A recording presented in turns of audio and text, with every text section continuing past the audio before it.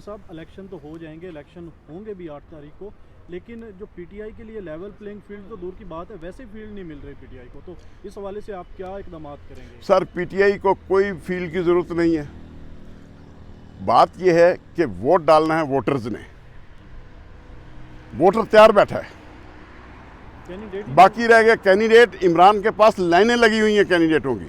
इमरान खान से जब मुलाकात में मैंने ये सवाल किया, कहने लगे बाजवा मैं 24 घंटे में 18 घंटे मसरूफ़ रहता था, अब जेल में बैठा हूँ और अल्लाह के हुक्म से अल्लाह ताला मेरी इतनी मदद कर रहा है, मैं कुरान पढ़ रहा हूँ और मैं जो कभी मैंने सोचा भी था अब आजकल वो भी सोच रहा हूँ।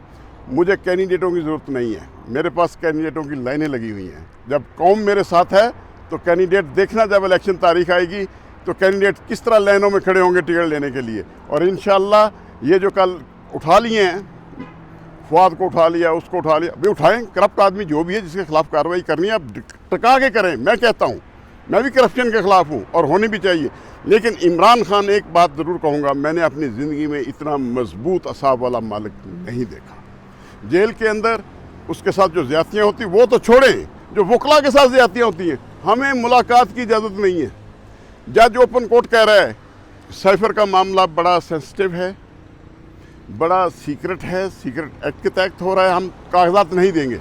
हमने कहा जी अगर आप कागजात नहीं देते तो क्लाइंट से हमारी मुलाकात तो सीक्रेट होने दें, जो ओपन होगी हम किसी कमरे में बैठ के नहीं करेंगे। सुपरटेंडेंट जेल को बुला के जैसा आपने हुक्म दिया, फिर भी उन्होंने हमारी मुलाकात, जब हम बैठे तो कमरा था, बग लगे हुए थे, कैमरे लगे हुए थे।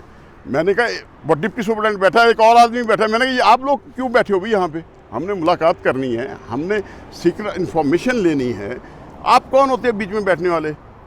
जाएँ सुपरटेंडेंट को बुला लें, सुपरटेंडेंट आगे कहता जी करनी है इधर करो, नहीं करनी ना करो।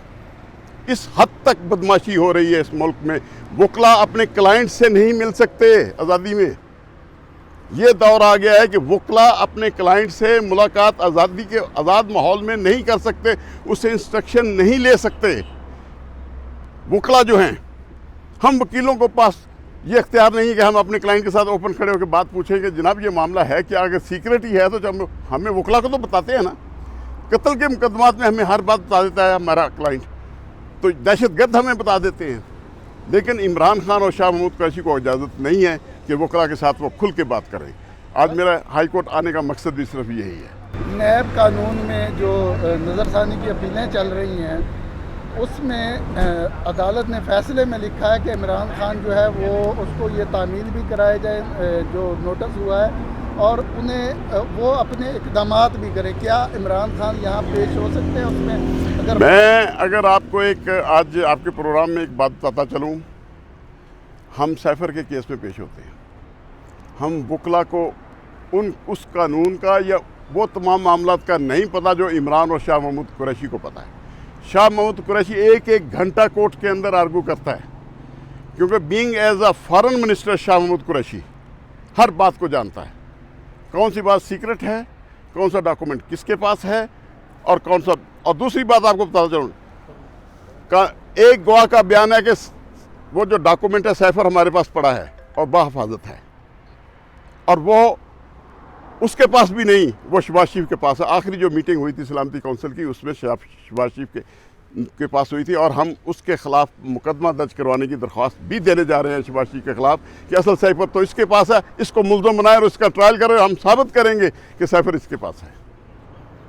सर क्या लगता है इमरान खान पेश हो रहे हैं सुप्रीम कोर्ट में, खुद आके अपनी वकालत करेंगे नैब कानून के एक मुकदमे में या नहीं?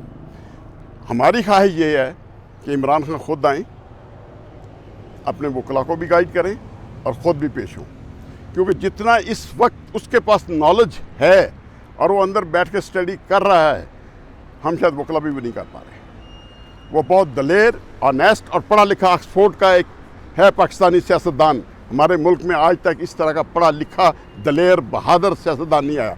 उसे सिर्फ क्रिकेटर मत समझो, हम उसके बहुत नज़दीक हैं, हमसे पूछो वो कितना काबिल है।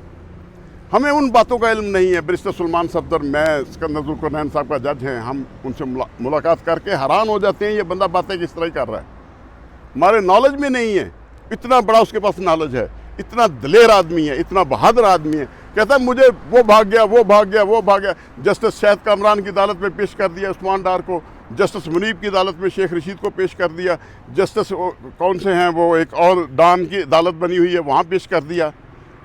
महीना महीना 2-2 महीने रह के जो प्रेस कॉन्फ्रेंस कराई जा रही हैं, तो इस बात पे मुझे काजी फैज़ साहब से ज़रूर दरख्वास्त करनी है, खुदा के लिए ये जो अदालतें लग गई हैं एंकरों के यहाँ, ये बंद करवाई जाएं और अपनी अदालत को बहाल करें और यहाँ नोटिस करें कि गुमशुदा जितने लोग हैं यहाँ दरख्वास्त दें और उनको पेश करवाने का हुक्म दें ताकि यहाँ पेश हों।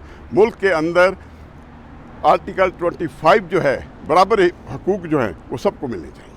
बाजवा साहब, आप सियासतदानों को मुज़ाकरात की मेज़ पे क्यों नहीं लाते? सियासी जमातें इख्तलाफात का शिकार हैं, जब तक सियासी जमातें इकट्ठी नहीं होती उस वक्त तक के कोई हल है? पहले मुझे ये बताइए, क्या इन सियासतदानों के पास कोई मुल्क बचाने का कोई भी फार्मूला है? गरीब आवाम के तहफ़्फ़ुज़ के लिए कोई फार्मूला है?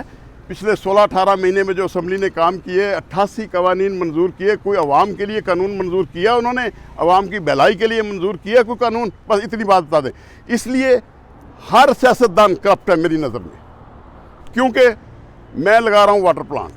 आपको आज एक बात बता दूँ, वाटर फिल्ट्रेशन प्लांट मैं लगाता हूँ जाके चोलिस्तान के अंदर, रहीम यार खां, लगता कितने का है? 8 से 10 लाख का, और ये हुकूमत 1 करोड़ 20-30 लाख का लगाती रही, जो जिसका रिकॉर्ड भी मेरे पास पड़ा हुआ है। इस मुल्क के अंदर किस तरह नोचा जा रहा है हमारे पैसों को, गरीब आवाम के पैसों को ये सियासतदानों ने नोच नोच के खा लिया है। अभी भी देख लो, हम बिजली का बिल नहीं दे सकते, घर के ग्रॉसरी का बिल नहीं दे सकते, बच्चों की फीसें नहीं अदा कर सकते। ये सियासतदानों की हालत देखें, इनके बिजली भी फ्री, इनकी गैस भी फ्री, इनका तेल भी दे दो इनको। अभी पढ़ रहा था, एक किसी ने लेटर लिखा कि जी 200 लीटर मेरा फ्री था, मेरा तो वो 16 लगी हुई थी गाल पे, लिहाजा मुझे वो पैसे दिए जाए। हालत ये है। और गरीब कहाँ जाए भाई? ये मुल्क जिसने बनाया है, जिस अवाम ने जाने दे के बनाया, इन सरमायादारों ने मुल्क नहीं बनाया। हमें इंशाअल्लाह इस मुल्क के अंदर पहले करप्शन ख़त्म करनी होगी, करप्शन के ख़ात्मे के लिए इमरान खान को लाना होगा।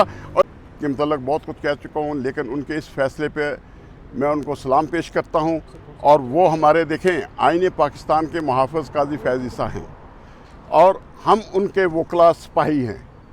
इलेक्शन होंगे, उमर साहब बंदयाल की तरह उसने डेट दे दी लेकिन इलेक्शन ना हुए। वो क्यों ना हुए? वो एक ब्लैकमेलिंग थी बहुत बड़ी। दूसरी, अब मैं आपको बात बताता चलूँ, अब काजी फैज़ ईसा ने ऐलान किया है और उसकी फ़ौज काले कोट वाली तैयार है।